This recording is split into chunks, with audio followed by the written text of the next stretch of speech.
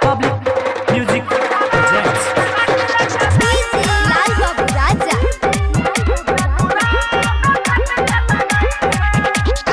समस्तीपुर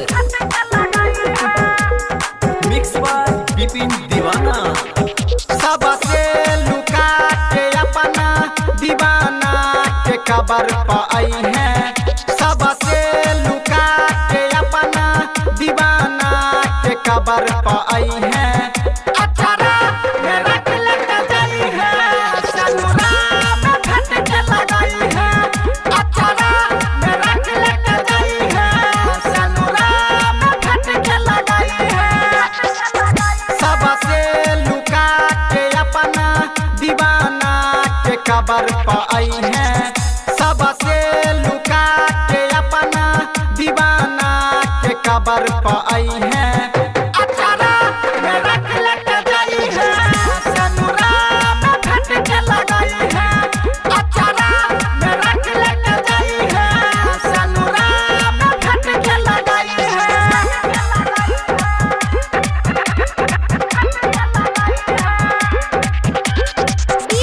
लाल बाबू राजा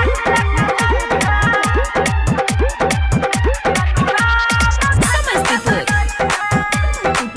पियाबा के नाम से नूरा हमारा ला रख लगई है। पियाबा के नाम से नूरा हमारा ला रख लगई है। ना रिश्ता टूटे ओकर दी है, ना प्यार हमर भूलई है। ना रिश्ता टूटे ओकर दी है, ना प्यार हमर भूलई है। या तो हमर जे तोरा आई तो चुपके से लोर बहई है। या तो हमर जे तोरा आई तो चुपके से लोर बहई है। अठारह में रख लेके जाई है, सनुरा में फट के लगाई है। अठारह में रख लेके जाई है, सनुरा में फट के लगाई है।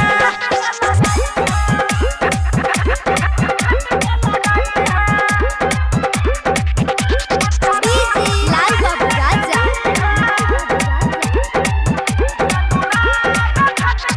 समस्तीपुर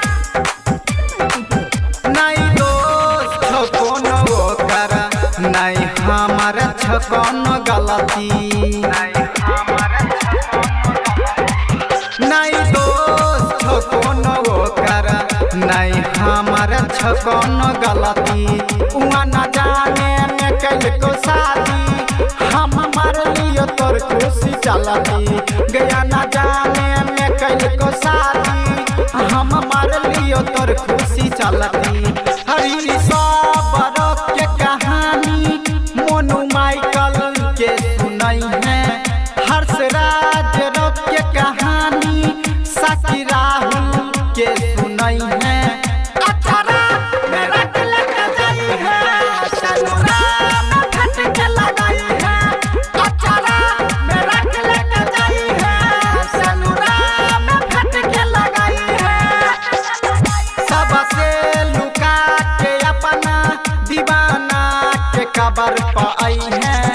सबसे लुका के अपना दीवाना के कबर पाई है। अठारह में रख लेके जाई है, सनुरा में फट के लगाई है। अठारह में रख लेके जाई है, सनुरा में फट के लगाई है। Recording Studio Public Music Dudhpura Bazaar.